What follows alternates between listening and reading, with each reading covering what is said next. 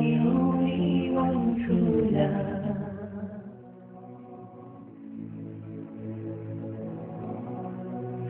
There was a young man who came to the Prophet ﷺ complaining to the Messenger ﷺ. He said to him, Ya Rasulullah, my father takes my money. He always asks me for money. Rasul ﷺ said, well, call your father.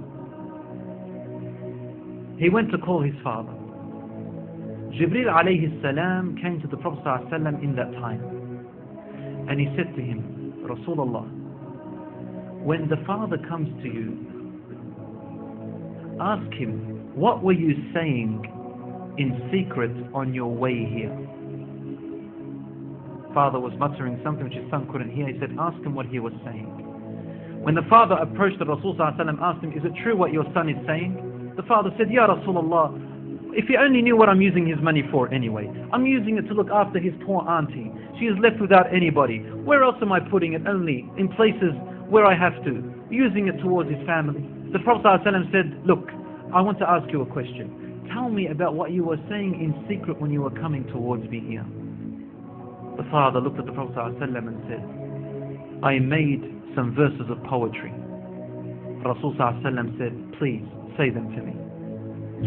And he said, oh son, I nourished you when you were a baby. And I looked after you in care as you grew up until you became an adolescent. You lived upon what I worked for and strived and sacrificed in my body and time and wealth, so that you may live healthy.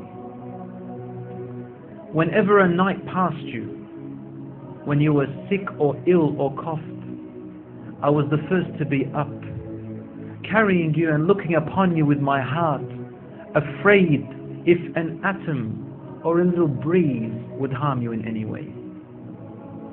I could not sleep while seeing you sick until you slept, and then I slept. He said, when I ceased to see you sick, it was as if I was the one who was sick and ill, and so my eyes would always overwhelm with tears, but you never knew.